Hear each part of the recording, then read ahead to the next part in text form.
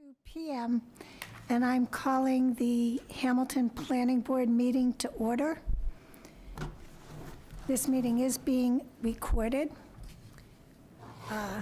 To aid the transcriptionist, I'm going to take roll, so when I call your name, would you please indicate that you're present? Pat Norton. Present. Jonathan Poor. Jonathan Poor, present. Emil Dahlquist. Emil Dahlquist, present. Darcy Dale. Darcy Dale, present.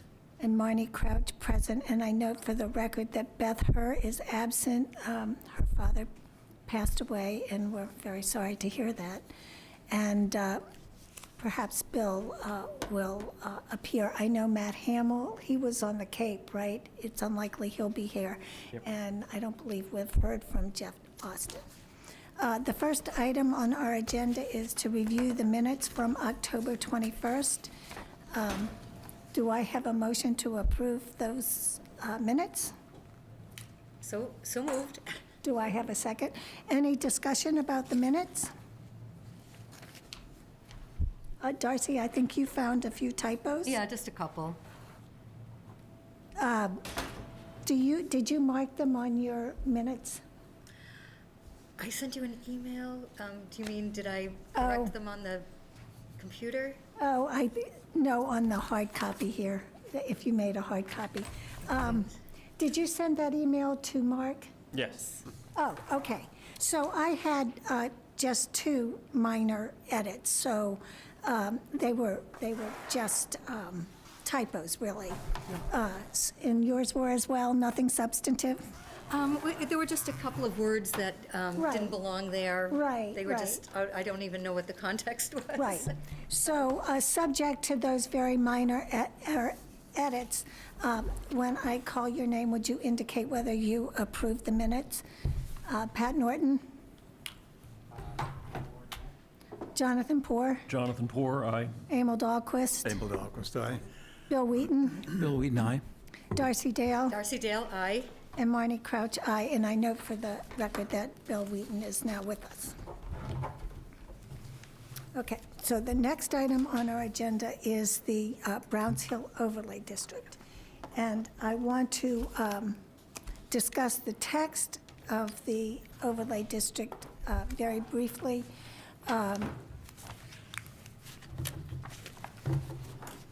And I apologize, I don't think I changed the header on the draft, but this is a draft that was prepared this morning.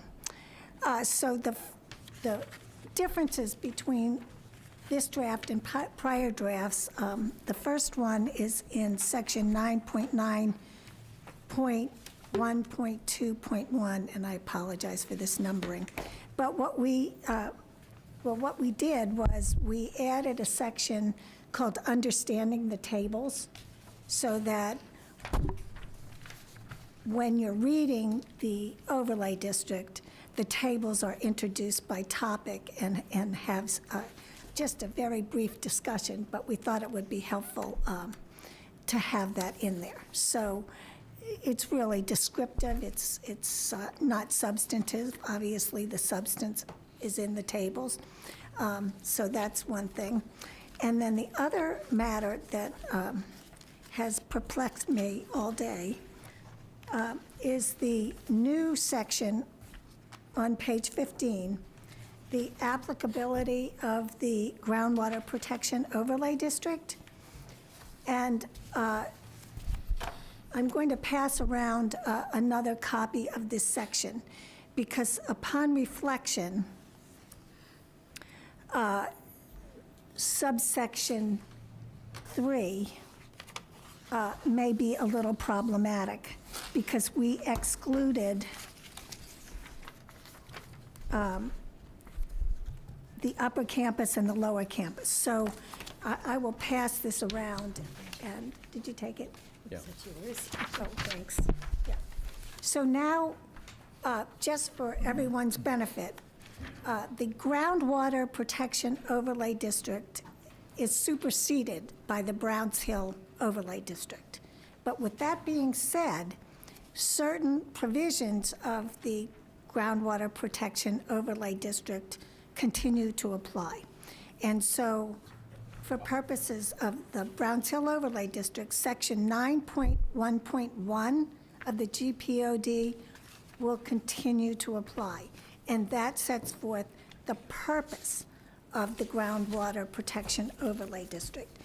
And similarly, the criteria for the evaluation of a special permit under the Groundwater Protection Overlay District will apply in the Browns Hill Overlay District, and indeed, some of the findings pertinent to a special permit under the GPOD are incorporated in the Browns Hill Overlay District.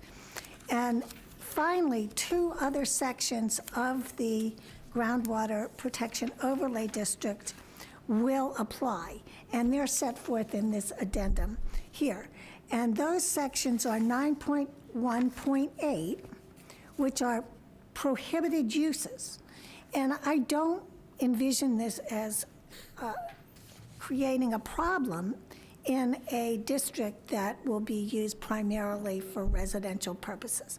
So the prohibited uses, for the edification of everyone here, and particularly those who don't have their zoning bylaw in front of them, are landfills, automobile graveyards and junkyards, landfills receiving only wastewater and/or septage. These are all covered by state law. I'm not reading verbatim. Facilities that generate, treat, store, dispose of hazardous waste subject to various state laws, with exceptions. Storage of liquid hazardous materials, and there are exceptions, but then also storage of sludge and septage unless such storage is in compliance with state law, storage of de-icing chemicals, storage of animal manure, earth removal consisting of soil, loam, and gravel for a business, and then non-sanitary treatment of disposal works, again, something that's governed by state law, stockpiling and disposal of snow and ice containing de-icing chemicals if brought in from outside the GPOD, and storage of commercial fertilizers as defined under state law. And so in the other section that is applicable, at least two parts of it, you would need a special permit for enlargement or alteration of existing uses that do not conform to the GPOD or activities that involve the handling of toxic or hazardous materials.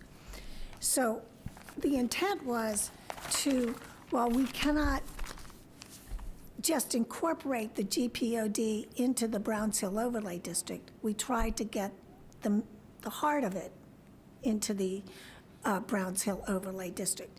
The reason why the whole Groundwater Protection Overlay District cannot be included is because of the provision in that bylaw that says that there's a 2-acre minimum per dwelling unit. And so if you were to include that provision, then the work that we've been doing these past year or so or longer would be for naught, because it would be completely antithetical to what we're proposing here, which is not single-family housing. So with that said, is there any discussion about that? And is the planning board on board with those two changes? And bear in mind that we're looking at this slightly amended version of 9.9.8.3.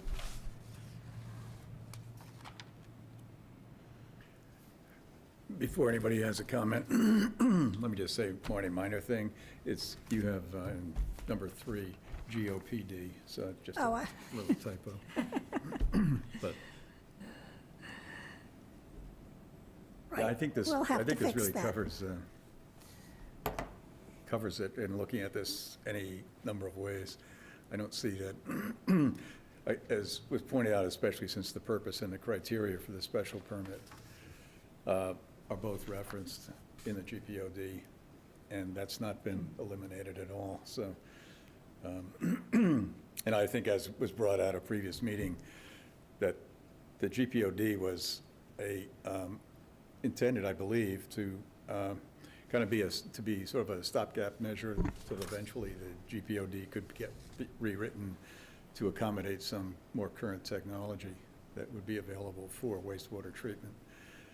And I think that could happen in the future, but again, I think the basic idea, I believe, and Jonathan can correct me, but started with changing 1 acre zoning to 2 acre zoning, so 40,000 square feet to 80,000 square feet for the purpose of cutting the density in half, assuming that all wastewater treatment was done on a lot in the backyard for each particular lot. I think that was the intention in terms of setting a density standard. So because this is quite a different animal, I think that, you know, it should be looked at from that vantage point. I don't know, Jonathan, do you want to? The only clarification I would add to that would be that it's important to remember the difference between how a single-family residence septic system is engineered and not monitored other than in a sales proposition versus a package system or a grouped system which is heavily engineered and heavily monitored by state regulations and local regulations. So there's a very much they're two different animals really. And a lot of the GPOD again was focused on single-family houses, and that's not what we're talking about here. We're talking about package systems. So.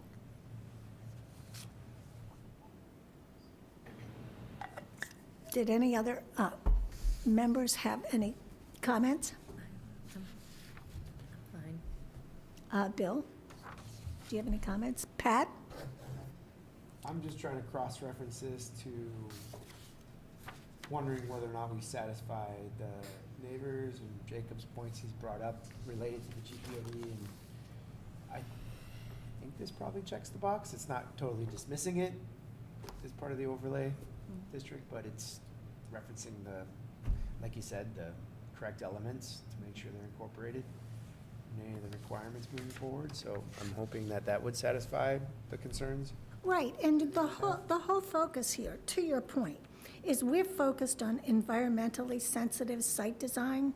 So obviously, this bylaw is not designed to create a free-for-all on that site with developers having free rein to do whatever. I mean, we've really tried to encourage looking at the environmentally sensitive site design, the stormwater management, and really the whole 9 yards to keep this site as environmentally pristine as possible.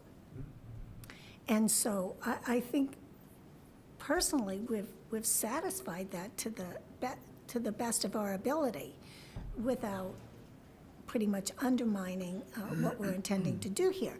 Now, interestingly, in crafting this section of the bylaw,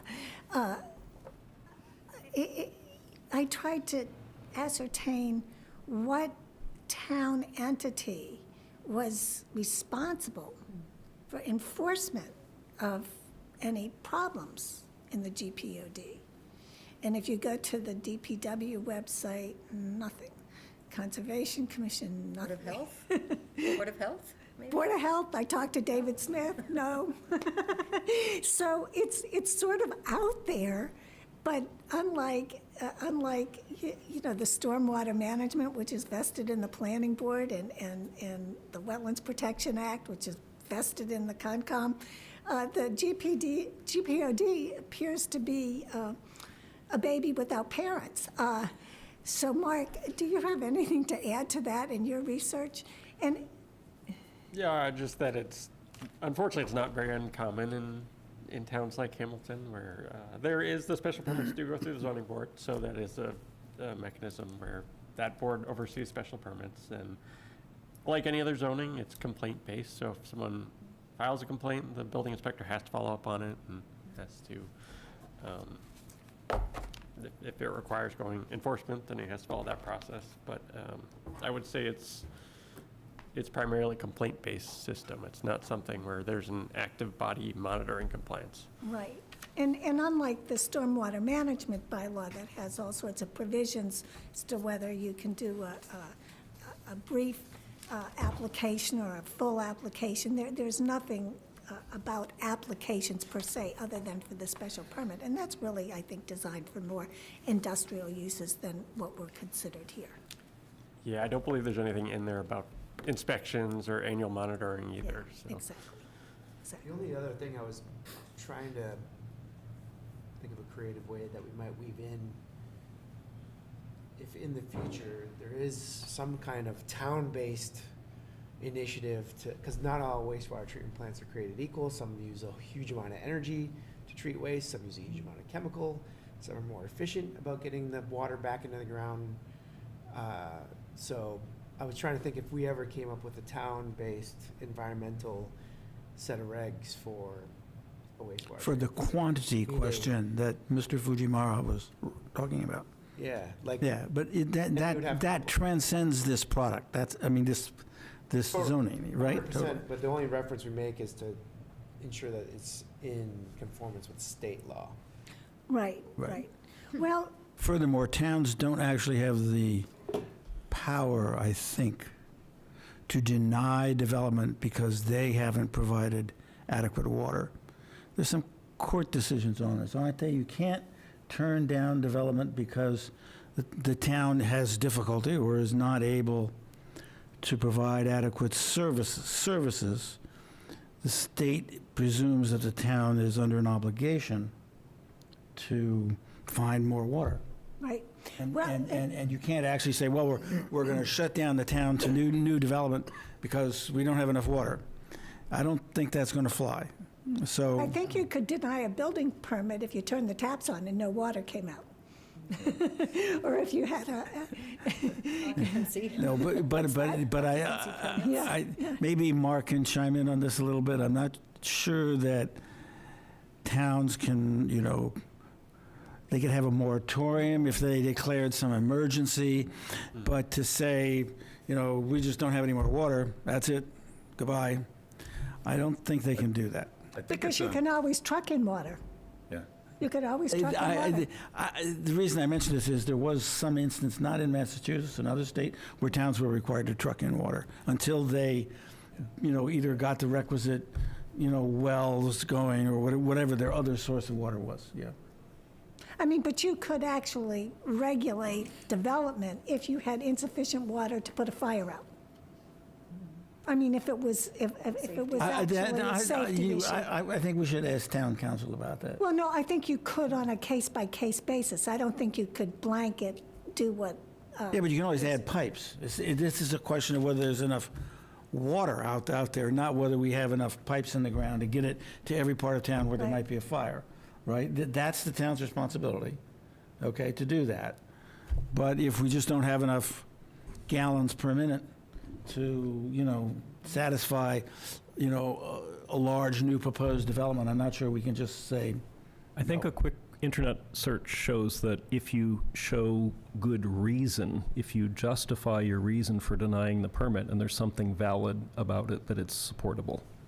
That's just a cursory look That- on the internet. You're saying what triggers that is a permit application. A permit application, So you, in advance, say town planning board. yeah, you couldn't say in advance. I Can't agree say in with Bill, you could have a yeah. moratorium, but Right.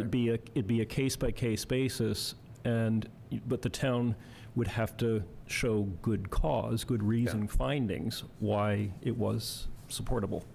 It can't be think- arbitrary and capricious. So I'm just tempering what you're saying a little bit here. Okay. it's a little bit academic because Right. it's not part of our, Right. right. No, but I'm just saying the neighbors group's letter says, well, we should be considering quantity, Right, and- yeah. And that's not really something we can do. actually, it's the GPOD is addressing quality.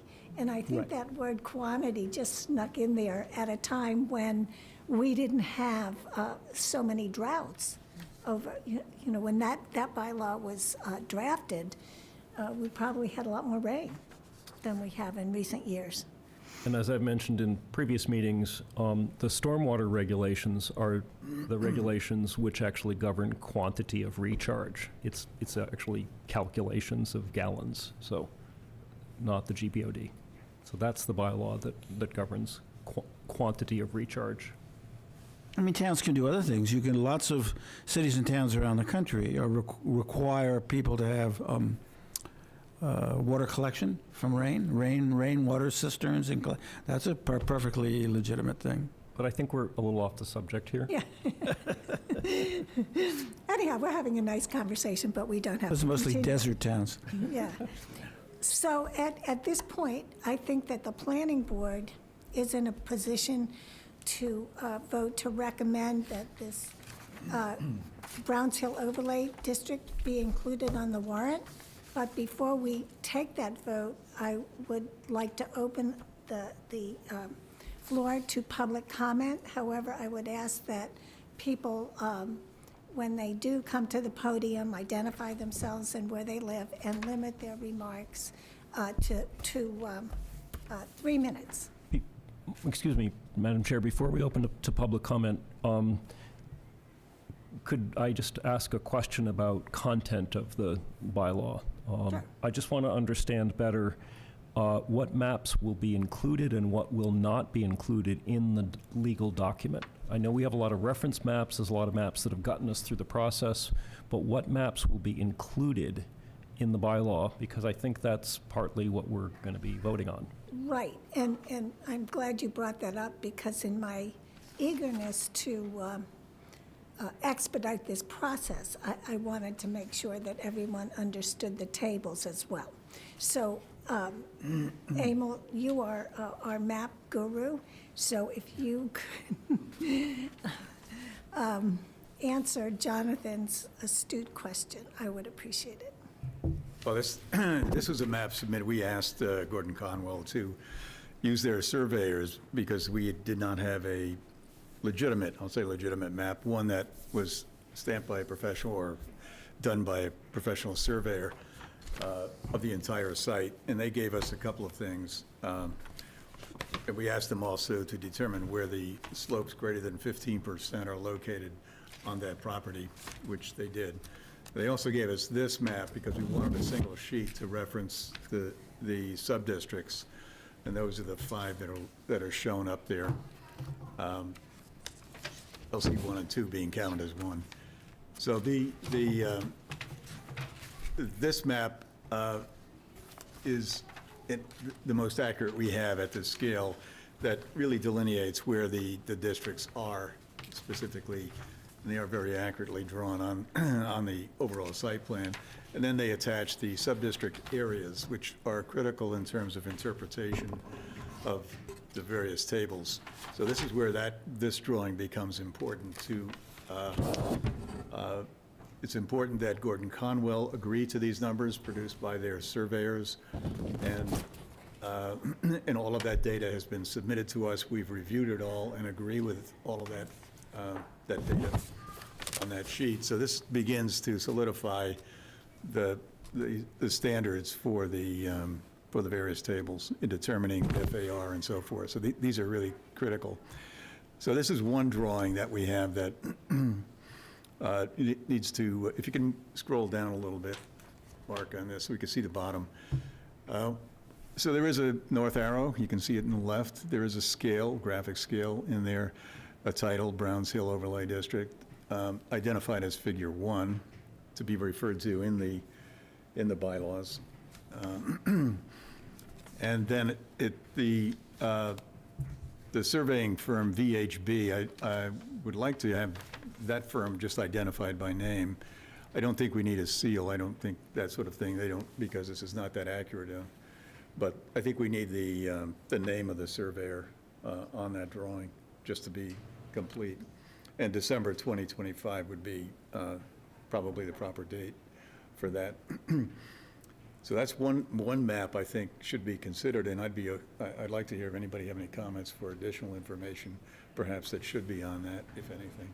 I would like to see street names, and it would be very helpful for the Yeah. buildings to be somehow highlighted so you can find them, and it's not a treasure hunt. It also wouldn't hurt for the interior roads to be highlighted so you can, again, find them. Because there's a lot of good information in there, but it's a little bit hard to read unless you're really adept at reading these types of maps. But absolutely, the street names should be on there. Yeah, and they could probably lighten some of the colors so they're not quite so dark. So if you do, say, shade the buildings and shade the streets or something, they'll stand out a little bit better on this drawing. But I agree, just for orientation, Essex Street, Woodbury, and Bridge. Yep. So what's Would be the useful. itemization of maps? So this is one. So how many maps are there at this point going to be Well, incorporated? the other one, Mark, do you have in your set the 5 that were submitted with the steep The slopes? slopes.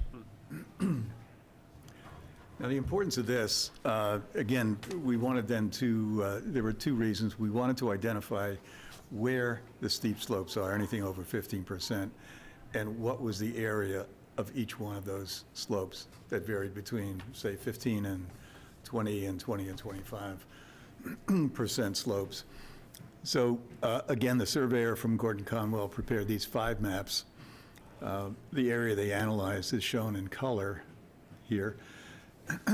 So they identified the parts of the, unfortunately, everything that happens is in the middle of this property, and all of these diagrams are on the edges, so you have to piece them all together, but they are all covered here. I went through this and tried to I laid out the entire perimeter of this on a computer, and I did the internal sub-districts on the computer, and it does work out. But this is the heritage landscape, for example, and you have a colored differentiation between the slopes from 15, which is the lightest color, to 25%, which is the darkest color on there. So you have 3 different color ranges. And as I say, the reason was to identify where they occur on the site and then what the total area is, because in order to determine what is developable on each of the sub-districts, we wanted to subtract either wetlands or steep slopes on it as being undevelopable land. And that became a criteria, that became the reason we needed to get the overall numbers for each of the sub-districts as a reference point that everyone agrees with. So I again, have been over all of this, and I think it was well done, and the summary is on that larger map. This is the upper campus. You can see the sort of the amber line delineating the edge of the colored area is the area they decided to examine in most detail. They felt other areas were sort of the upper campus in the left-hand corner of that drawing is clearly way over, but that was not identified as not being buildable as steep slopes. But the area that was critical was that central part on the upper campus, the middle campus, and the lower campus. So those were identified in most detail. So this became a valuable drawing. I think the importance of including this somehow, how it gets included in the overall code, I'm not quite sure. That's essentially my question. So- Because it would be in town hall to have a copy of this, or. Right, but if, it Look- seems as though there should be some reference, umbrella reference, just like with a contract, you have Yeah. an umbrella contract, and it references all the pieces and the addendum and the exhibits and whatnot. It seems like if these are going to be used and binding, we need to somehow incorporate a reference to them, and the question is how to do that. Right. And then I have another follow-up question. In terms of the map that would be incorporated into the zoning bylaw, Mark, what map would that be, or is it one that doesn't exist yet? So there's a section of the bylaw that says references a zoning map. And so that language we're proposing to change to say last updated based on town meeting, special town meeting. And so the official town zoning map would have to be amended to show the new boundaries of these sub-districts. So this is a pretty small area of town, so I'm envisioning that'd be like an inset of our official zoning map. So we would need Gordon Conwell to send us the map layers, so the town's map maker can incorporate that. We don't typically do that until after town meeting, because it costs the town money to do that, and right. we don't know if it's gonna pass. But essentially, this would become part of the official zoning map for the town. Okay, so just because I think that the text now is going to have to be adjusted a little bit here. And so the only reference to a map is on page 1. In 9.9.1.2, it says the Browns Hill Overlay District is comprised of text that incorporates 5 tables and the Browns Hill Overlay District map. Now, we do not necessarily have to reference the town's official zoning map. So we could actually say the Browns Hill Overlay District maps, including the colored map that we had up that has the sub-districts that will eventually have the names, as well as the series of maps that show the steep slopes in other areas. So we could refer to those. But would those live in the town website as something navigable, or would they have to be hunted down in town hall? Well, they could be incorporated into the overlay district, and, good point, because obviously, in printing out the zoning bylaw, we wouldn't be printing out maps to go with it. So how would you propose handling that? And then the other thing, before you answer that question, there's also the buffer maps that we haven't referred to yet either. So there's a lot of maps, and they're all important.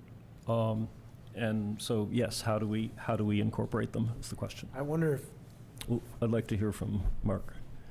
So just showing you that we are proposing to update that section of the bylaw that references the zoning map to say, we just updated this back in July when we did the 3A zoning, so this would, be another update this year based on if this passes. And then to list this as an overlay district in the section of the bylaw where we list overlay districts. So how I envision this is, at least for the zoning map, to show those boundaries of the district. Typically, the zoning map doesn't get into a granular level where you're showing buffers and things like that.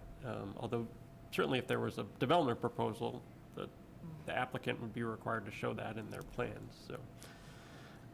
I don't think the bylaw should show those things. It's Yeah. a living site plan. It's gonna change Yeah. as soon as they do the Yeah, Right. apartment building design, and it's up to the It's- requirements of what's developable are already written in there. Right. As soon as you give a drawing, it's gonna be wrong. yeah. And if you leave it just as the zoning maps, that's all, that show the sub-districts, that's really all we should do. So I And it's guess, the developer that's required. so that's my question. Yeah. So basically, what you could say is okay, with the steep slopes, it's up to every developer to redelineate them Yeah. In the area they're doing a project. in the area they're doing it. Well, actually, we have a pre-application conference requirement, and at that time, Yeah. we refer to the maps. Here, they exist. So, and I guess the question would be then, I think the answer now is that they are not part of the bylaw, their reference, but should they live somewhere on the town website as a useful reference, is my next question. I think it's helpful to have them, because if we get a development application and it conflicts with what we have, then, we can obviously raise it as an issue and Right. ask our peer reviewer to look at it. But I kind of agree with Pat that I don't know that the map itself has to be so detailed. Okay, thanks.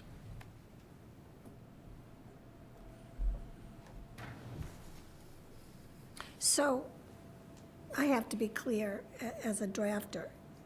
How should we refer to the map in 9.9.1.2? Should that be a reference to the zoning map that sets forth the Browns Hill Overlay District? Should it be a reference to the town's overall zoning map, or to this colored map that's identified as Figure 1 that's going to be modified? I think it's up to you, but I would recommend referencing the zoning map, because it gets a little confusing when you have multiple maps, and Right. 10 years from now, just having one map is a little bit easier. So then I will reference the town zoning map that includes the Browns Hill Overlay District, no separate Browns Hill Overlay District map. But those maps will be available at any pre-application conference. That's the understanding. Am I right? That makes sense.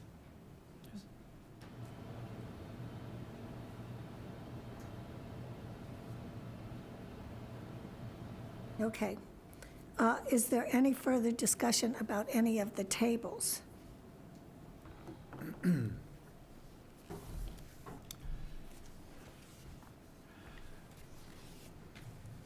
can review the changes in the tables if you like, but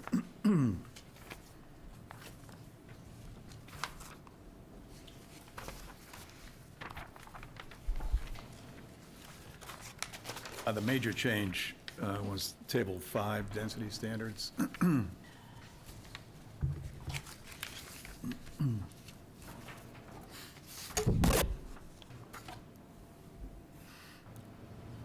What was added to the bottom of that sheet was a description how to read the density standards table. There was sufficient questioning the last meeting we had about how do you read this? What does it mean? And, you know, shouldn't we be making it easier, especially for those who have to administer this down the road? So what was added was everything on the bottom of that sheet, how to read the density standard table, and then a series of notes that reference back to the table itself. So I think that whole section is new information for the planning board. That was not there, I believe. Some of the notes were there at the previous meeting we had, but not that. And the other change was to some of the numbers in the table itself. We were just very recently updated from Gordon Conwell on building sizes, actually, that differed from what were on the Abramson Gamble report on the apartment buildings. It was a change that could be significant, but I wanted to get all the information exactly best I could. So the three categories of sub-districts listed on the left-hand column are still applicable. The sub-district developable area, those are still accurate, and I think you've seen those numbers before. Middle campus was confirmed. That was one of the things that I was concerned about, and they did confirm that number. That's the developable area. And then we get to the sub-district gross building floor area, the third column from the left. And these numbers changed slightly so that the fixed number of the lower campus is 102,680. And then there's a note there, building gross square footage may be increased 10% by the planning board through a special permit. Now that, so that number represents all of the existing building area on maximum gross square footage in LC1, maximum gross square footage LC2. That's a fixed number. And as the note points out, that can be increased up to 10% should it be requested. And now it's by a special permit. The planning board could approve at least that much. And then that, given those two numbers, if you look at the fixed number, 102,680, you divide that by the total developable area, 286,922, you get an FAR of 0.36. And so that's how that number is, again, that's a fixed number for that area. And the way this is all set up at this point is that each sub-district has an FAR number, and that is the standard for that sub-district. You know, there is a question about whether that that area, and this is a question for the board, actually, for discussion, whether if that 10% is not used, that could be transferred to another area. I don't think that's a good idea, actually, now I look at it, because it starts to break down the FAR, which is kind of the controlling factor throughout, because what we don't know is how each of these sub-districts are going to be subdivided. Will they be divided into large parcels or smaller lots, or how is it? So what we've set up is a methodology to have the FAR be the controlling factor in whatever increment of subdivision is chosen for Gordon Conwell. So it's really up to them to decide on that. So as it stands right now, the existing LC1, LC2 are the numbers with the FAR on the right. But I just offer up there, does anybody think we should reconsider if 10%, which is not included here, but will be included to get to the middle campus range and the upper campus, if it does get built out more firmly. This actually might be a good time just to, Mark, can you refer to the Browns Hill overlay development options drawing? Because this is the one that we really need to look at to see what happens here. Yeah, that's it.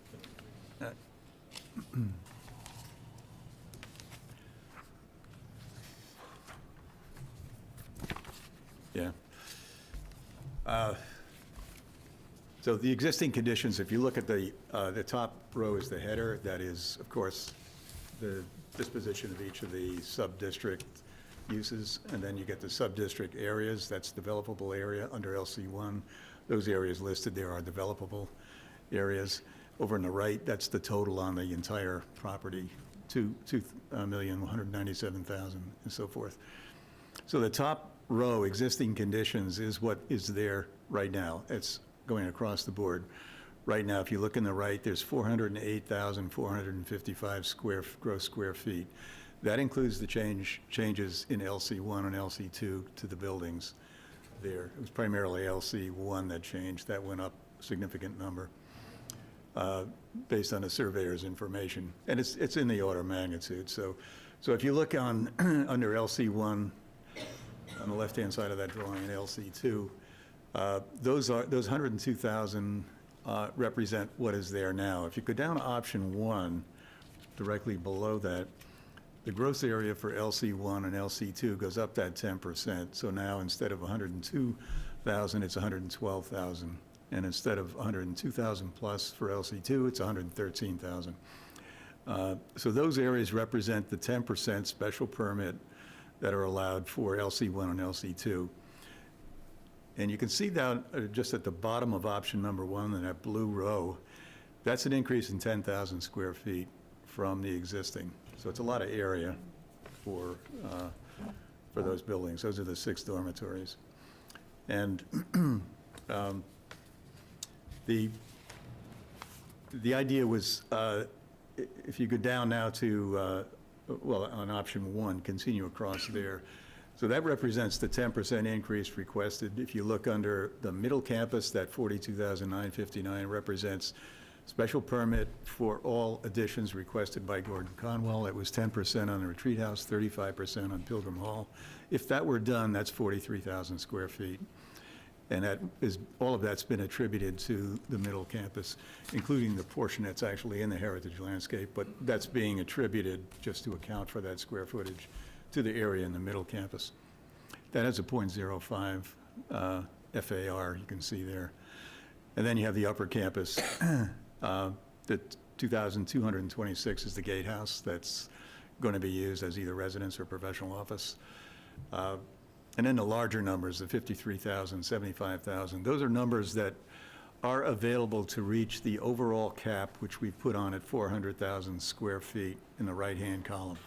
In other words, the decision was made to cap all construction square footage at 400,000. That's 9,000 less than what's there right now. But this is how it's been set up, run right to this point, and that gives you an overall of 0.18 FAR. So that's really the kind of the controlling factor in all of this. So you can see that if the 3 left-hand columns are fixed, basically the 10% on the apartment buildings, and then the legacy buildings in the middle campus, those are fixed. So the only movable pieces left are the middle campus and upper campus. So the 2 options are, and these are the extremes, if you do nothing in the middle campus, option 1, except the legacy buildings, that gives you a 0.05 FAR, and that means all the rest of remaining construction, new work is on the top of at the upper campus, which is, again, the sum of 53,075 and roughly 3,000 square feet, or what, 128, whatever, 1,000 square feet. That's a 0.16 FAR on the top of the hill. Now, the extreme to that is option 2, where Gordon Conwell will probably want to sell the middle campus, so the idea was to set up maybe 45,000, you can see in option 2, under middle campus, doing a townhouse senior housing project there, 45,000 square feet, added to the 43,000 for the legacy buildings. That gives an FAR .11. And that then leaves 83,000 on the upper campus available for new development in order to meet the cap of 400,000 square feet in the right-hand column. So this is how, going back to table 5, if you look at this, how we created the FARs in the middle campus and upper campus that had a range, and what we did was give the range of thousands of square feet. So if you go back to table 5,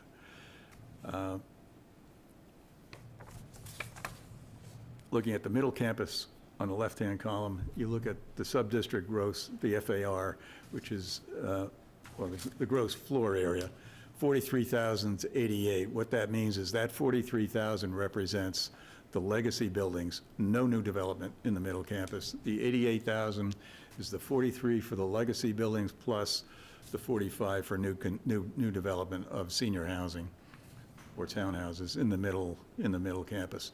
That's the range. So there you can see the range is .05 to .11 as the FAR. And then you look at the upper campus. Now that varies inversely because there's a set number of square feet of 400,000 in total. The larger you make the middle campus, the smaller the upper campus has to be. So this is a range then of 131,000, which is the maximum if you went with 43,000 on the middle campus, to the minimum of 86,000 square feet if Gordon Conwell chooses to go 88,000 on the middle campus. So that is, again, the range of .16 to 0.1 FAR. That's how that's set up, so that there is a cap, 400,000. The fixed ones really are lower campus. Everything in the left-hand column is fixed, pretty much. All the areas are fixed at this stage. And then, so what may vary are middle and upper campus only, and that they will vary in that range shown with that FAR. And that was how this was set up in order to control what happens if Gordon Conwell chooses to divide the upper campus into 2 pieces. Each one of those parcels then has the same FAR, whatever is decided that FAR will be, depending on the middle campus. That will guide all of the parcel building ratios, so floor area ratios. That's how this table is set up and how it is intended to be interpreted or administered going forward. So my guess is that Gordon Conwell, will, if they want to sell the middle campus, they're not going to want to have 0 more square footage unless they perhaps take down the buildings, the Pilgrim Hall, and take down the retreat house after they just put a lot of money in it. But the next developer might want that. He's got 43,000 available square footage there with a maximum of 88,000. Again, middle campus, building floor area in that third column. Is that clearer now on how that is set up? Yeah, okay.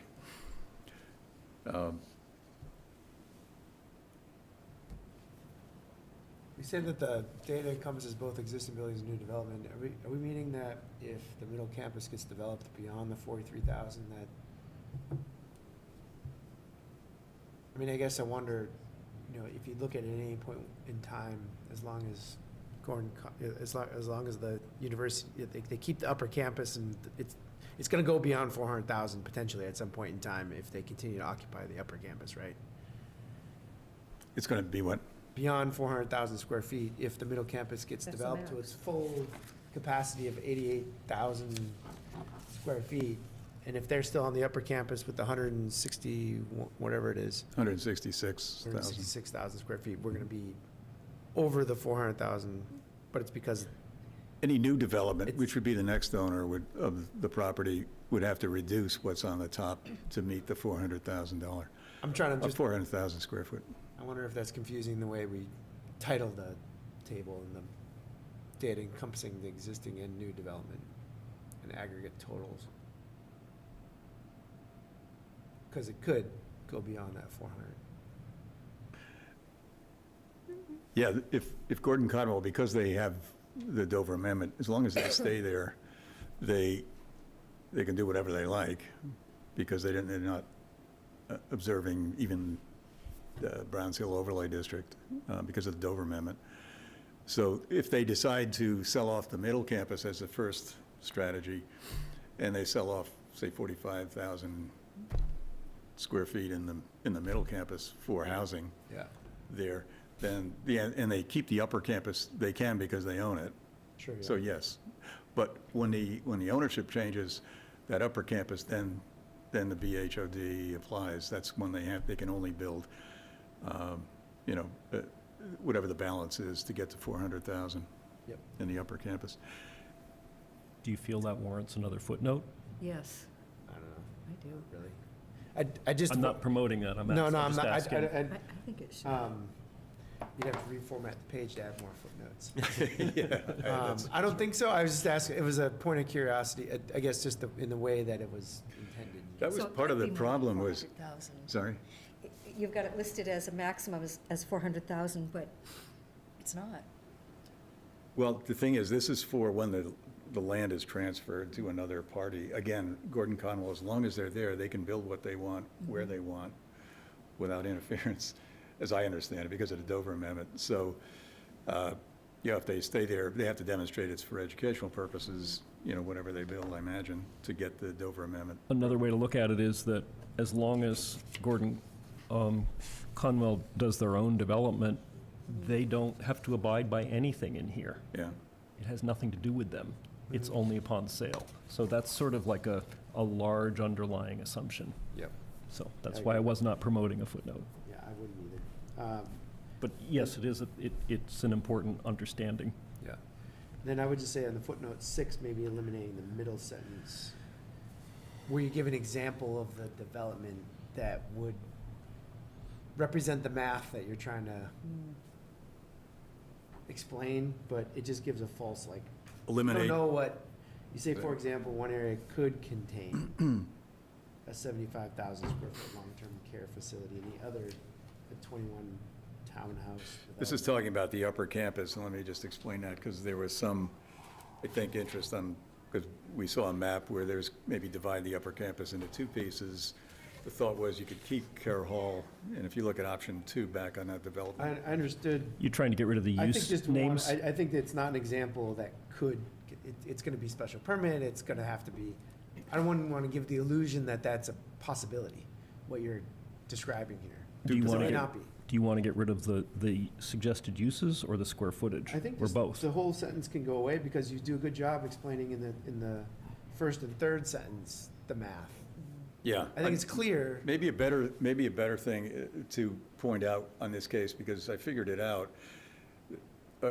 Kerr Hall now is 75,000 square feet. I figured out how big an area would it take to meet the FAR required that we had for the upper campus, because what would take over if they divided the upper campus into two pieces, both pieces would operate under the same FAR. So what area would they have to then create around Kerr Hall, for example, if they wanted to keep that as their building and get, and trade off the other half of the top of the hill? It would take something like, I think it was 7.5 acres, something like that on the top of the hill, to meet the FAR for the 75,000 square foot unit. So that's how it could get, so maybe the note ought to be sort of to any subdivision of the upper campus or any part of the campus will retain the characteristics of that particular FAR, that requirement of the FAR, maybe something along that line. I think Would it's that- all clear. It's just the middle sentence is just it's optioneering something that is, you could put a million different options there that none of which may be possible, but the math is correct in the first and third sentence. So, and that describes, I think, what you're trying to represent in the footnote, Yeah. which is above. The other- I understand what you're trying to do there, but I don't think it's helpful for the. The only the other reason it's there is that there was some interest in long-term care, and the understanding was a 75,000 square foot would be a small-ish, but a viable kind of long-term care facility. Anything less than that's not viable. Yeah.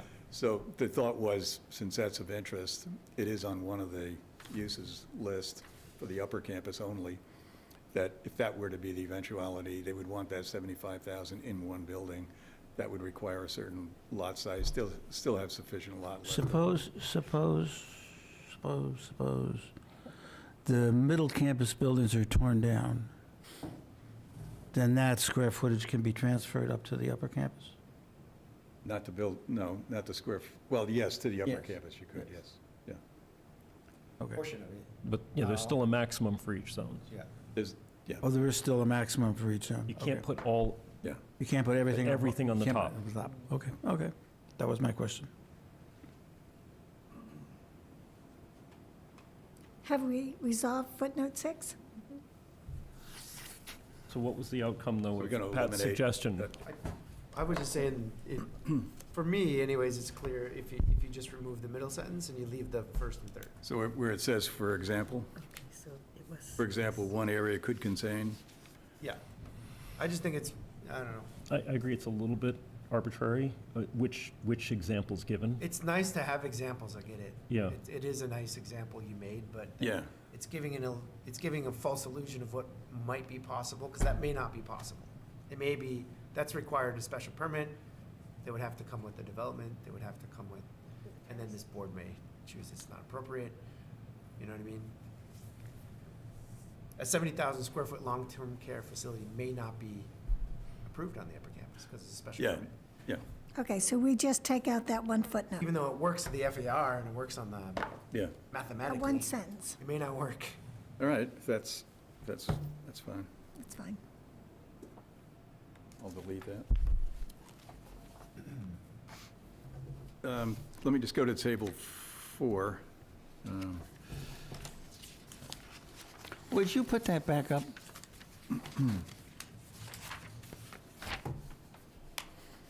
That footnote 6 again. I'm having a little bit of trouble, so. The footnote 6, 131 represents the maximum area if the upper campus contains, if the middle campus contains 43. If the middle campus is expanded, then that 131 drops to Yes, some lower number. correct. There's nothing there that says I can't tear down the middle campus and put the 43 together with the 131 on the upper. It doesn't say that in the footnote. It doesn't say you can, it doesn't say you can. But it- But if I'm a developer, it I will always implies think what that. you can. In the construction of the What? table. There's a maximum on the upper campus there of 131,000. So if you choose to do nothing so if you tear everything down the middle campus, You still can only build you 131. still only build 131 All right. on the It's upper embedded in campus. the chart, not the footnotes. Okay. Yeah, yeah. They work together.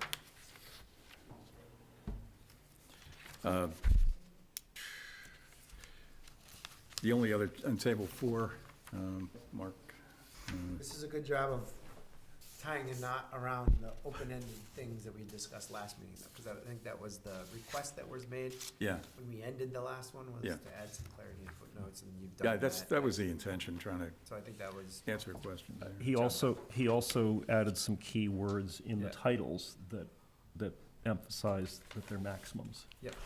And Yeah, maximum aggregates, so. yeah, that's helpful too.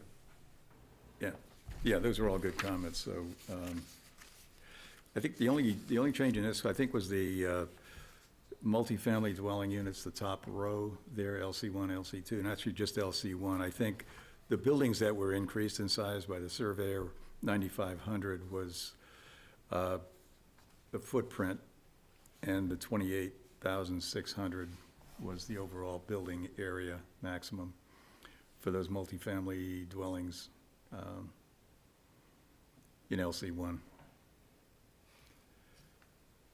That came from the surveyor's notes. Just to be clear, those are apartments A and B and C and D. Yeah. They surveyed to the exterior of the building, probably. Yeah, I'm not going to vouch for the area, the info, Which is well, not our I'm not going to, definition. I'm not going to get safe Is insurance. it? Well, it's gross square footage, it's not Yeah. net, it's gross. The exterior. Includes the GFA's overlay, exterior. I mean, that's the only one that was changed, so Yep. and I'm not sure why it was done. But it had an impact on, then especially when you add the 10% optional add-ons to those, it kind of put a lot of area on the, I know we have a lot of concern about the A&R lot sizes with those buildings on them. I mean, when you really look and analyze it, there's very little open space that is available for the occupants there.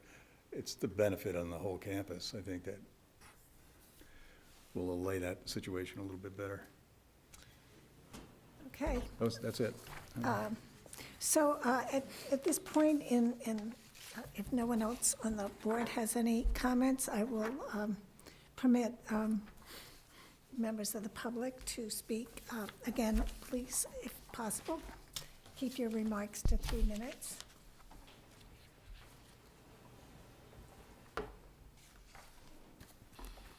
Dave Dashkin, 215 Woodbury Street. Basic question. I mean, you know, you went on about this, there's no restriction, as far as I just heard, on the seminary to continue developing the remaining property. The only thing that limits them is the wastewater treatment facility, or I should, more correctly, how much they can discharge into the property.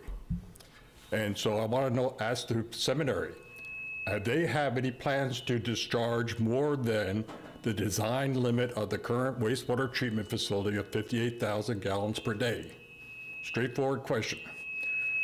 Because I hear allusions to the fact that they're planning to put another septic system, maybe another wastewater treatment plant on the property. Answer the question, please. I don't know if we hold on to that. Are you prepared to answer that question? I mean, if you may, yes. Okay. Your question is, does the seminary have plans to expand the use? It's capped by DEP, so that system can only handle what it On the handles. property, any place on the property. Are you planning to Yeah, put? Not aware more of than- any intentions to do that. So and it's all capped by DEP. You couldn't build anything more than what the regulations permit, so. I asked the question again. I asked, are you planning to put any discharge more than the design capacity of that current plant into the property? It includes all property, all 102 acres or whatever it is. No, there are no intentions of doing that, but anything that would be expanded is subject to DEP approval. So we can't expand the use of the current system beyond what's allowed, and any future use would have to be according to the regulations of the state. So, I think I've answered your question. no, you have not. Okay, what's the question again? So would you agree to explicitly state that in the agreement that you will not increase your discharge, groundwater discharge beyond design capacity of 58,000? No, you asked if we have plans of doing it. There's no plans, and we're not gonna limit more than what's already been limited by the bylaw and the development agreement. So. Right, and may I just add that this is, I mean, what you're asking, I appreciate why you're asking it, but it's not actually something that we could put in a zoning amendment. Why not? Well, because it's really, in a sense, not zoning. I mean, it's something that's controlled by the Commonwealth. I mean, so I don't think that the seminary could exceed the capacity, because if it did so, it would be violating state law. they cannot exceed the capacity of the existing system where as currently built and where it's currently disposing of the effluent. That doesn't say there's other places on the property where they can dispose of other effluent. Just the other meeting, they talked about a possible septic system underneath the tennis court, the old tennis courts on the property. That was, somebody mentioned it. I'll go back on the Could I see video if I and look for could it. interpret what the question is? Yes, please do. I think you're asking, would there ever be a larger capacity septic system on that property? Not that septic system, but another septic system with greater capacity. Is that what you're asking? I'm asking, I think I asked this question, are they have any plans to dispose of more than the design 58,000 gallons per day that is currently If available from the wastewater treatment plant? If they develop the property and the development under this zoning bylaw required a new Second or a a larger. new second, third, fifth, whatever septic system, it would have to comply with all of the state laws, which are not part of this. That's separate sanitary codes. So if you're asking, if the current capacity of that system right now would ever be increased in a newly designed system, it might be. So I'm not quite sure I understand the question, but the issue is they can't do anything with that system without rebuilding it. They can't increase the capacity without rebuilding it. And if they do rebuild it, it has to meet all of the state bylaws, and the septic is limited by the number of dwelling units that are in this bylaw. So, and under state. It's limited by the number of bathrooms on the property or the number It's of actually bedrooms, persons not occupying bathrooms, it. but What? go ahead. It's number of bedrooms, but not. Excuse me, thank you. Bedrooms. Correct. And I still don't have an accurate number as to the number of current bedrooms on the property. Okay, so is your question, what's the maximum number of bedrooms on the property? Is that the question? As a starting point, how about the maximum number of bedrooms that are currently on the property? Including the stables, including the So those are care different. hall? Those are different questions than the capacity of the septic system. I understand that. So, Keep in mind too that the maximum flow isn't, you're not, just because you have a maximum flow, you have a permit that says you can discharge 58,000 gallons per day or whatever it is, it doesn't mean that you can do whatever you want upstream of that, as long as you stay within that boundary. Every time that you modify a system upstream of that treatment plant, it has to be engineered in a way where you had a requirement to go back to the state, and the state has to approve the modification to that system, the modification to the upstream discharge, even if you're within the limits. So And- it doesn't matter what you do on the property, they can develop whatever they want, but each single development that modifies that system upstream of the treatment has to go back to the state with an engineered set of drawings and then a permit application, and then they have to And to agree that the treatment hasn't been impacted. to reiterate, that all of that is out of the purview of this board. Right. Completely out of the purview of this Right. board. And is carefully governed by the state of Massachusetts and the town of Hamilton, outside of this board. The goal, well, at least as pitched, as far as I can see, was all this effort by the planning board is to limit or to control or guide development on the property. And the 400,000 square foot is to limit if the property were ever sold in its entirety, if the property is ever sold. Am I correct?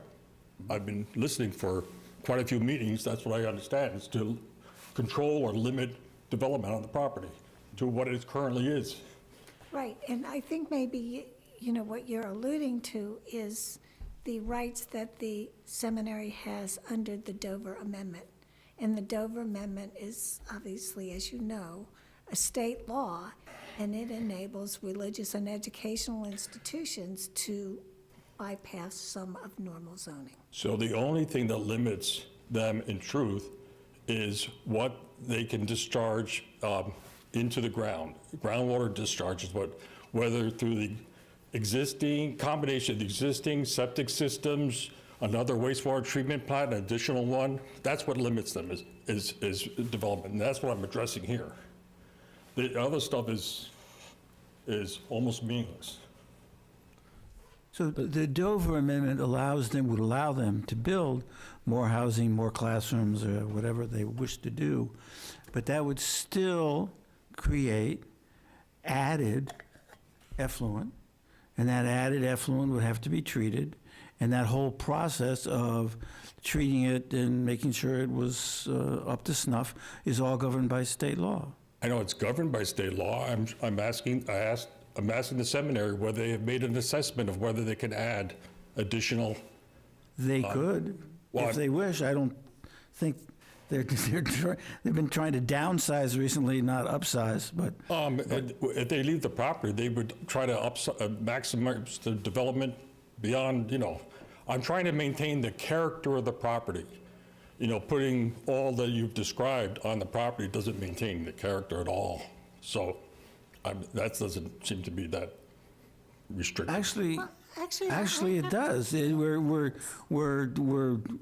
sort of encouraging them to reuse the existing buildings. They can't, when they're all said and done, any developer can't put more, gross square footage approximately than is already there. So we're not, turning the, the gods of development loose on that site. No, in fact, I mean, we've really listened, and the focus of this overlay district is primarily residential development. Now, we have considered senior housing that has obviously a commercial component, but it is still residential. And we've established the heritage landscape, and we've got buffer zones. I mean, we've in natural zones. So we are as sensitive, maybe not as much as you because we're not abutters, but we've all driven around that campus and want to see that its character is maintained. And that's why we identified the legacy buildings and tried through this document to promote their retention. So I think we've gone a long way to maintain the character of the site and to promote its orderly development. Now, because of the Dover Amendment, we cannot stop the seminary if it were to say we need another dormitory. Now, I don't think that's likely because they've found out that a lot of their students prefer to study online, and they can service a much broader array of people, even from overseas, using online education.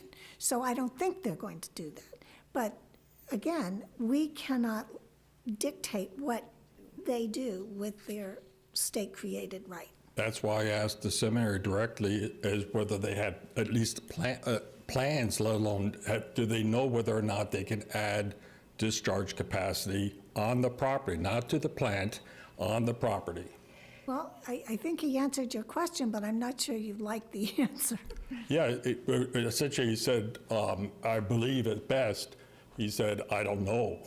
But Well, and then I asked the question whether they would be willing to agree to limit themselves to the current discharge capacity of the existing. And I don't know if I had an answer to that question. Right, but sir, I don't want to, be rude, but I mean, we're trying to finalize this document and vote on it tonight. And what you're discussing is outside the purview of this document, although I understand your concerns. I'm not trying to diminish them, but we can't. Can you inform me as to who in this town I can speak to this matter about? Well, the select board has entered into a development agreement with the seminary, and perhaps that could have been addressed in the development agreement. I know there was a reference to the number of bedrooms for the apartments.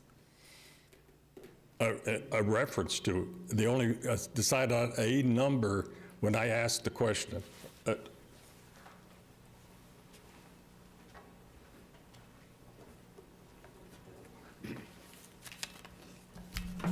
Nancy Dashkin, 215 Woodbury Street. I have a question. I'm just a little bit confused. When I read the 9.9.8.3 section late this afternoon, you hadn't added this change that you handed out tonight. Yes. And I'm just confused about number 1, because what had been said was a specific reference to an on-site wastewater treatment facility, and that specific content is no longer in number 1. It I just, think we made it broader. It just said all effluent I on that site understand. has to be treated within the you did make site. it broader. I just don't understand why it would be broader, because what my concern is that the language that you added, which I believe helps, and it's much more specific than what was there before, just that the property was exempt, leaves me to wonder why you would have to exempt it at all if what you're actually saying is essentially that the only difference is the 2-acre zoning issue. So that's what's, I just want a little bit of clarification. You said the whole reason that you specified this was because the issue in the groundwater protection current bylaw has that 80,000 square foot Right, requirement. if we included that, I this understand. development wouldn't But in be this capable particular of thing, you're being- saying the entire campus is exempt from the groundwater protection because the BHOD Supersedes it. supersedes it, and yet I don't understand why it would have to supersede it. Why wouldn't it still accommodate it? Because what I did was take the pertinent provisions from the groundwater Okay, protection yeah. overlay district. I don't think you need, well, number one, the 2-acre zoning doesn't work. You don't need the application process. You don't need, some of the, if you read the I did. GPOD, there are parts of it that are not pertinent to this document. But the purpose, the criteria, the prohibited uses, Yes, I and understand the that. requirement for the special permit are pertinent. And those specific provisions were incorporated here, not the ones that really had no bearing on the substance of I I groundwater. understand what you're saying. So in number 1, by making it more general, what does it say? All effluent produced within the BHOD must be treated within the BHOD in conformance with state law. So that would mean whatever the state law said at a given time would apply to any future development. Well, this document is for today, but it's also for 50 years from I today. understand, and that's exactly So- what I'm worried about. Well, So, this provision here, with respect to the treatment of wastewater, is very similar to what's in the senior housing bylaw. Because the alternative to that is it can be treated somewhere else, and how does that help anyone? no, I'm just concerned that there isn't enough protection, and it leaves wide open possibilities that we can't anticipate. So, for example, if the state were to require more treatment for PFAS and stuff like that, like how would that number 1 continue? And because before it said it had to be an on-site wastewater treatment facility, now it doesn't say that. So could it be a septic system? I mean, is it leaving this open to any possible, it just seems too general, and I was hoping for something more specific, so I Well, just want it a has to clarification. comply with state law. I see that, yep. And whatever state law says, that's what's going to govern this. I mean, we can't start adding to this zoning bylaw. I understand, so, but why, what's the, why does it have to, is it just because of the 80,000 square foot? Well, that's a Requirement. large, I understand, the but is that problem. why you had to sort of write all around this? Why doesn't the groundwater protection apply with the exception of? I just, You can't have two conflicting, That's what this does. yes, you That's can't what have this two does. conflicting Has the overlay groundwater districts. protection, with the exception of the features of the groundwater protection law that are in some sense conflict with the Browns Hill overlay district, right. which is basically the zoning. The 1 to 2 acres. Yeah, I hear what you're saying, I just don't think it's clear, so that's why I was asking. It seems more confusing now than it was before.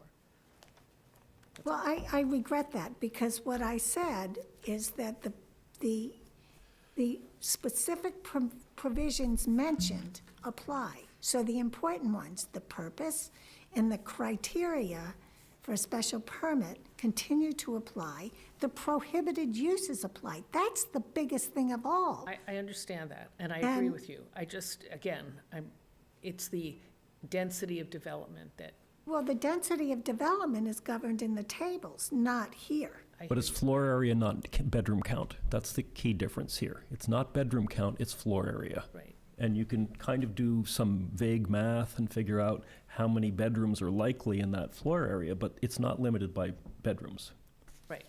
because that's just not a good way to Well, I create understand zoning. that, but so. it concerns me because of the density. And if that's the way that you believe is the best that you can do, I was just surprised to see it become more general as opposed to more specific, which is why I asked for clarification. Well, for but that's- example, if the existing wastewater treatment plant becomes obsolete for one reason or another, I know that there's been an investment in it, but again, this is a long-term Yeah, project here. So there'll be new technologies and whatnot, so you don't want to just limit it to what exists there now, if- because there could be something better that in makes 30 sense to me. years. That I understand. I don't read that in that, and that's. So your concern should be with the state. If the state starts relaxing standards, then you should be concerned. But the state, that's not historically what the No, state does. They increase exactly. standards, and that's going to protect you more and more and more. But it's, again, outside the purview of this I understand board. that. And Okay. outside the purview of zoning. I just really just saw the difference, and I wanted some clarification, and that helps. And we can't be less stringent than the state. We can Exactly. be more stringent, but we can't be less. More would be nice. Thank you. But that's the Board of Health, not the planning board.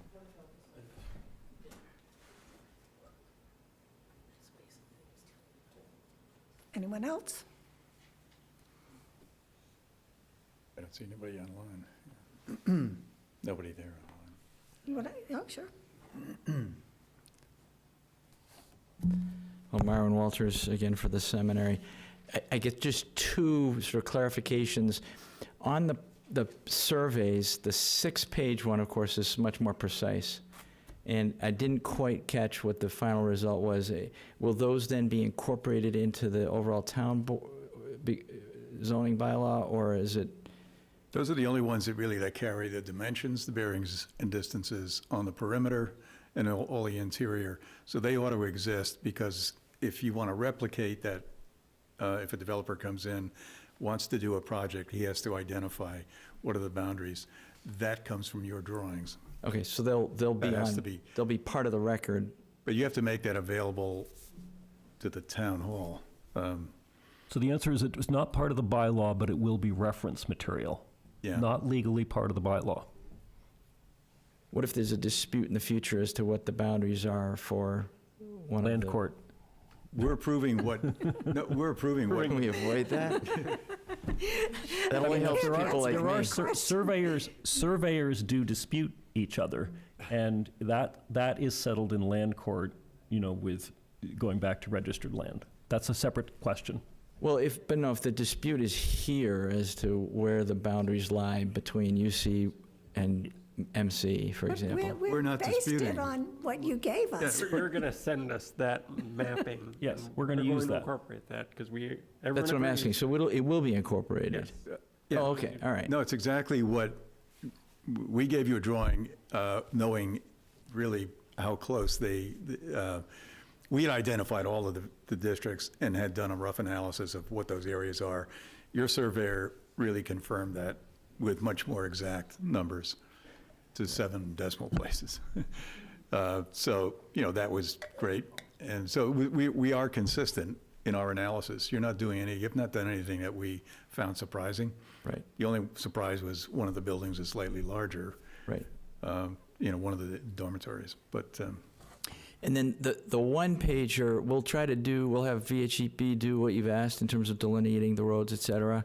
The concern that they had is just that at that level, general level, it's hard to do without it kind of getting muddied. So we'll do it, and we'll send it to you, and then if you have concerns or you need to back out anything, let us know.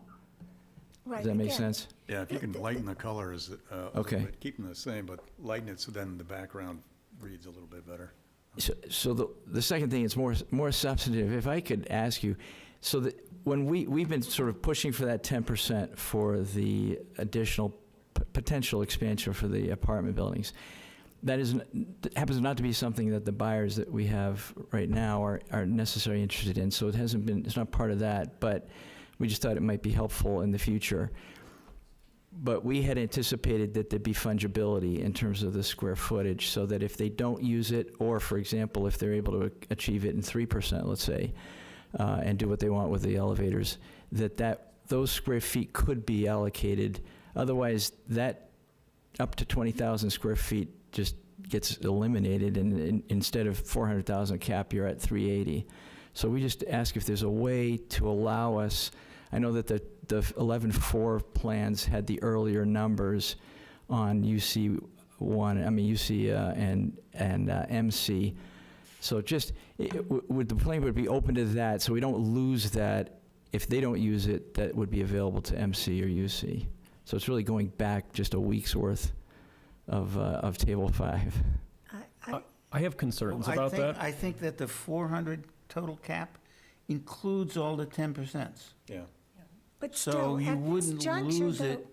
You wouldn't lose it, right? Well, no. if they don't build it, he said, can they transfer it to So another? if they didn't use it for the apartments, could they transfer it somewhere else?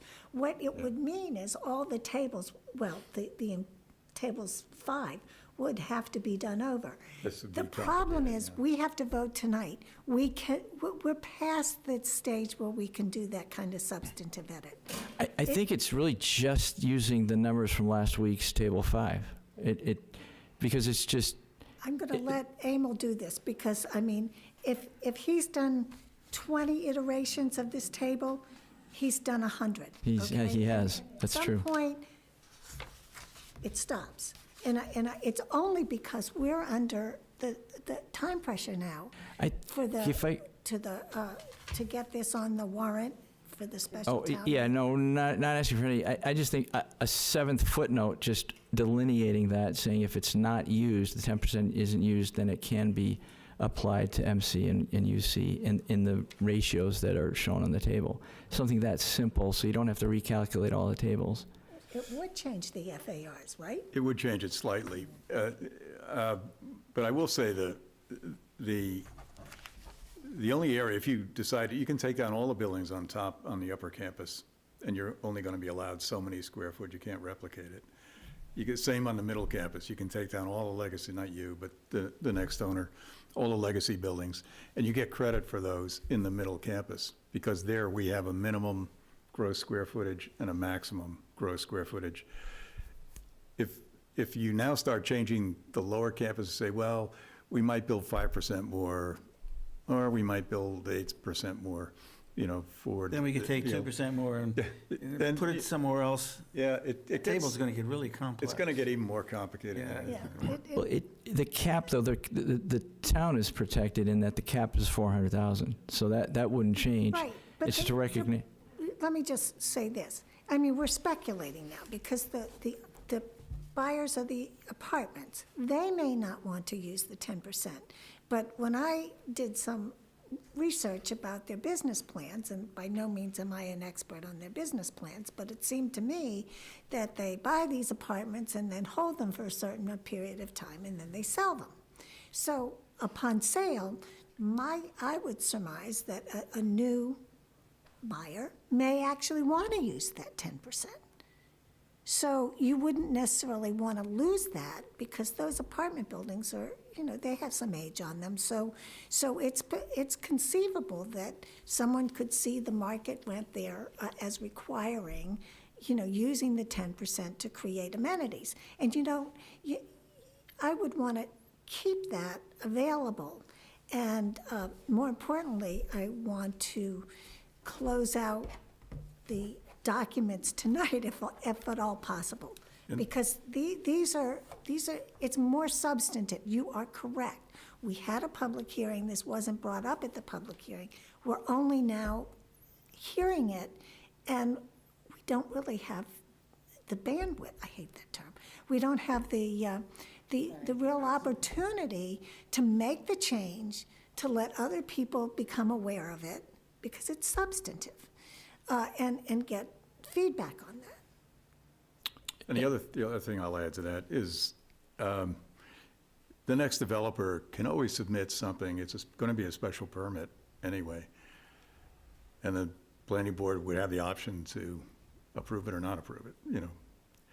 This gives guidance, this document, and that's really was the intent, and to make that, I don't think a planning board can't go start taking everything apart again, but, you know, that option is always there in all zoning, you know, to submit something that, you know, that could be approved as a special permit. And you feel a footnote wouldn't suffice here to make that clarification? Well, because everything's fixed in the FAR, the numbers, the square footage on all the It's lots fixed. and the FAR. The FARs would all change.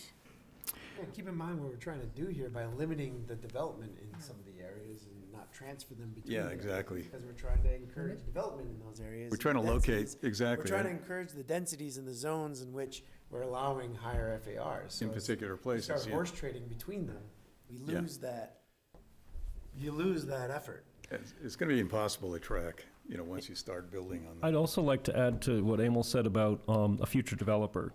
It sounds like the person buying it might just be sort of flipping it, but a future developer would also, as soon as they make any changes, they're going to have to be code compliant. And it might be that the mechanicals and the amenities don't really meet code as they are right now, and that 10% will be essential to make that building viable. So I think it's penny wise and pound foolish to try to mess with this at this late date, for all those reasons. So, may I close then? We don't want to stop you from moving forward tonight. I want to bring the seminary's deep thanksgiving to you guys in the Thanksgiving season for a remarkable amount of work. And we're fully behind what you've put together and look forward to a successful time in December 9. So thank you very much. Okay. Does anyone else care to comment? Marnie, this is John Sissel from, I'm a trustee at Gordon Conwell. I just wanted to echo Scott Sundquist's thanks. He's teaching tonight and was unable to join, and he asked me to officially just give the planning board a gracious thank you for the many years of effort, and we're appreciative of the abutters and the select board also. It's been an arduous process, we acknowledge that, and we just are deeply grateful for the town and their efforts to help make this opportunity for the vote for December 9th happen. So thank you. Thank you. So I guess we're at that critical period of time where we entertain a vote to recommend to the town to include the Browns Hill Overlay District, the map, and the 5 tables on the warrant. So moved. Second? Second. Just with a couple of Oh, updates, right? subject to the minor stylistic changes, yeah. the correction of the typo in Yeah, the the elimination of a sentence and. elimination, and then the reference to the map, which is going to be to the Hamilton zoning map, which includes the Brown Hills Overlay So District. moved, yes. Okay. Second. Do I have a second? So when I call your name, please indicate whether you agree with this motion. Pat Norton? Jonathan Poor? Jonathan Poor, aye. Emil Dahlquist? Emil Dahlquist, aye. Bill Wheaton? Bill Wheaton, aye. Darcy Dale? Darcy Dale, aye. And Marnie Crouch, aye. So the next effort will be at town meeting, but we've passed one hurdle. So, Look forward to Emil's 30-slide presentation. You gotta hold it at Maybe 30. Sir gets paid by the hour. just At 30? least the 60 slide. Yeah, we can only have 5 Don't minutes. mention it. We want to get a quorum. So obviously, we should talk about how to let people know about this document, how it relates to the development agreement, and why it's a good thing for the town. I know it's trite to say it, but the perfect is the enemy of the good. We tried our best to accommodate various interests. I mean, we've heard from a lot of different parties. I mean, there are people who look at the potential development as a source of revenue. I've heard, and Mark can confirm, that the Affordable Housing Trust is in support of this document because there will be a likelihood that 25% of the apartments will be affordable at 80% of AMI, but all the apartments, all 209, will be included on the SHI, which will give the town some additional leverage in evaluating future 40B projects. And in the development agreement, the seminary did agree to refrain from ever marketing the property for a 40B. So that's an enormous benefit for the town to not have really that type of extensive development on this campus. And it's also an enormous development that we don't have, just more million-dollar houses in Hamilton. We have plenty of those already, and the type of housing that can potentially be built here will open doors, hopefully, for children of long-term residents and other people interested in coming to Hamilton that don't want the burdens. I know there are many benefits, but there are some burdens with single-family housing. Painting, repairing the roof, I could go on from my personal experience, yard work, et cetera, et cetera. So there's the potential for some new types of housing and senior housing on this site. So, at some point when is our next meeting? December 2nd. December 2nd. The select board will be meeting on the 1st, and we can discuss how we will go about presenting this document and whatnot to the public. So, any other comments? I just, off the subject, I wondered if there'd been any headway on thought about FAQs. Right, good point. How's Am that I going, aiming Mark? that question at you? Oh, yeah. We did that for the town center district, and I think it was helpful to have as a handout at town meeting and something to post on the website, so I can work on a draft of that. And we thought you did an excellent job. Right, I'm glad you brought that up Yeah. because I mentioned it to Mark, but he was away at a conference and it actually fell through the cracks a little bit, so I'm glad you brought that up. But I think I gave Mark a bunch of topics about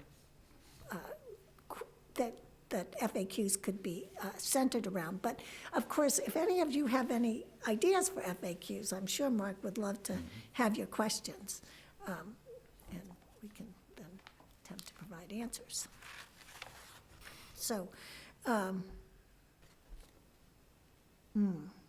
might then be the- nice to meet sooner than December 2nd. Then the other question is, how are we presenting at town meeting? Well, that's something that we have to coordinate with the select board, because clearly, the overlay district, which will be the subject of a vote, is, in John Witten's words, belt and suspenders. So the development agreement will be discussed as well, because it does have some provisions that relate to the overlay district. But, we'll have to work on that, because, as you know, John, there's a script. I hate to say that, but there is a script that's used at town meeting, and oftentimes KP Law, town council, is involved in that process. So, Yeah, just kind of going by the last one, it was, I think, 30 minutes between the speakers for the town center zoning. I think that worked reasonably well. If you want to get into real specifics, I think that's where the handouts come in handy, because you might not be able to cover everything in 30 minutes. Right. This should be easier than that. This should be much easier. than the last But time around. during the town center presentation, people did come forward and say they appreciated the clarity of like the handouts and the information that was disseminated, and it really helped them make a more informed decision. Right. So Mark and I can talk and work on that, and maybe, reach out to some members of the select board and get some ideas so that on December 2nd, we have some real concrete information. I really think it's important that there be some type of notice placed in the Hamilton Wenham paper advising people of the special town meeting and how the Browns Hill Overlay District is important for the town. So we'll have to, think about that. The moderator is requiring slides by the 1st. Of December. Yikes. You mentioned that last night at Select Board, FYI. Any slides to be presented. Do you know how long the presentation is supposed to be? I would go with 30 minutes. 30 minutes. Does he have something like the town moderator may waive that requirement under special circumstances, like to get us to December 2nd when we have? So, since we don't have another meeting until December 2nd, it's hard to get that accomplished. I would say fire up your negotiation skills. Handouts would be better. Right. Okay, so Mark, we have our work cut out for us. I'm happy to reach out to him. I think he's been reasonable in the past, so I'm sure he'll Yeah. work with us. But we need to get up to speed well before that as to slides and that type of thing. Sure. And I think that we have to be, Pat's right. I mean, we can't overwhelm people with numbers. I mean, clearly that's not going to resonate. I know from the FinCom, you always have the budgets up there, and even with my glasses, I can't read them. Right. I know you have to do that, but. No, the code really needs to sort of be summed up in like an executive summary in a sense, Right. not numbers. Yeah. Right, Yeah. exactly, Right. exactly. So, I mean, you'll have a chance to read our book recommendations probably this coming Monday. great, You yeah, can use that as material. right. And I did write a letter to the editor in my personal capacity, and it was returned to me quite promptly because it far exceeded the 400-word limit.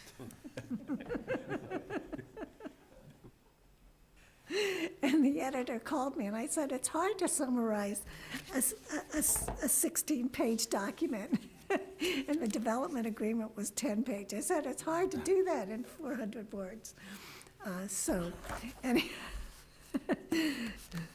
Anyhow, we'll get to work on that. So I think we can turn to the next item on our agenda, unless we're good. And that is a discussion of the Attorney General's approval of the July 14th special town meeting zoning articles.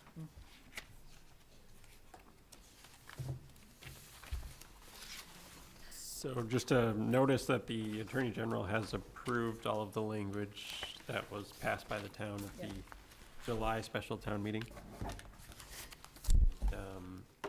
The State Executive Office of Housing and Livable Communities has approved the 3A portions of the rezoning. So they've determined that the zoning the town passed complies with the state's 3A requirements. So good news, I would say.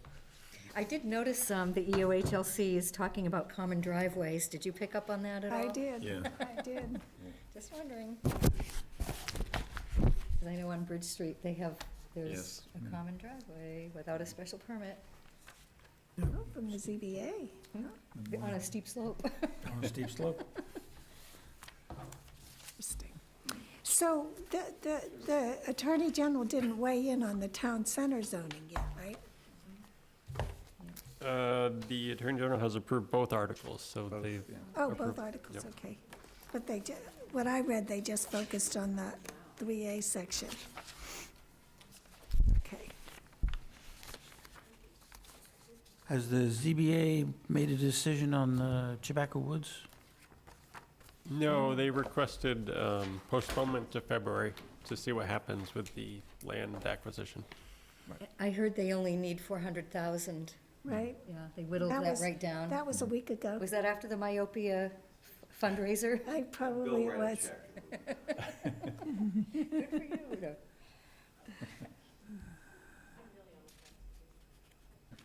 Yeah, I think that they should be able to raise that sum of money. They will. So, turning to the next item, our meeting schedule.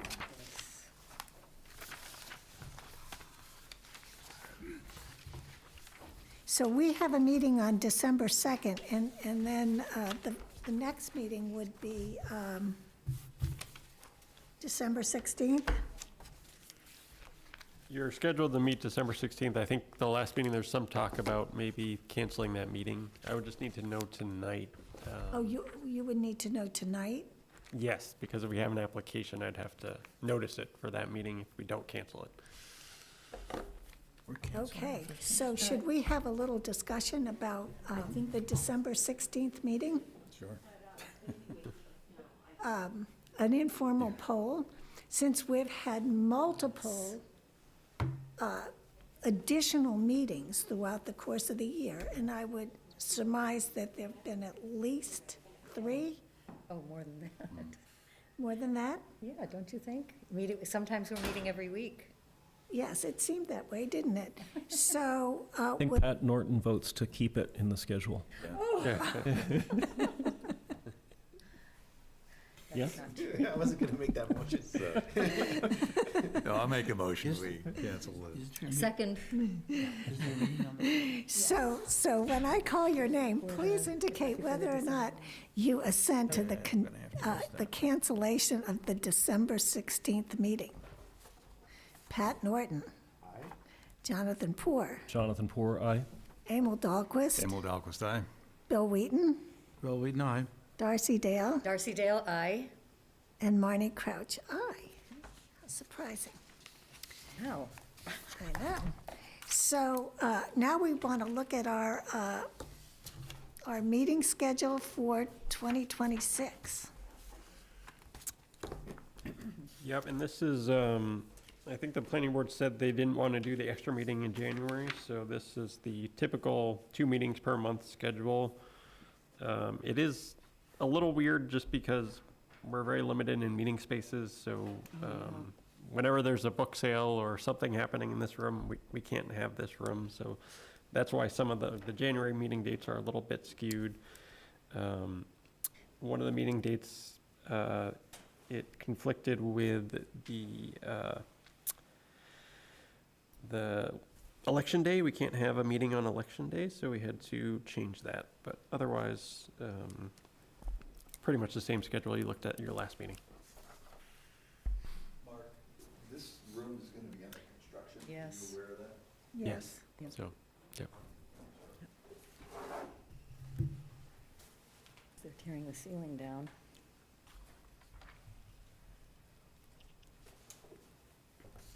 So as long as all state, federal, and major religious holidays and school vacations Yep.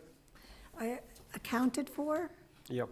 And you can always change this, but it would just be helpful for me to have it so I can reserve this room Yes. officially. So it's fine to me.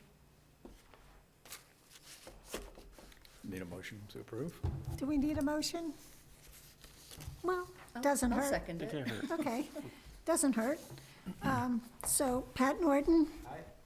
Jonathan Poor? Jonathan Poor, aye. Emil Dahlquist? Emil Dahlquist, aye. Bill Wheaton? Bill Wheaton, aye? Darcy Dale? Darcy Dale, aye. And Marnie Crouch, aye. Okay, so I think, unless there's some new business that I'm unaware of, I think our work here is done tonight. Wow. So, not quite done. Oh, yes. I make a motion that we adjourn for the evening. Do I have a second? Seconded? Oh, and since we don't have anyone online, all in favor? Aye. Aye. Unanimous. Okay.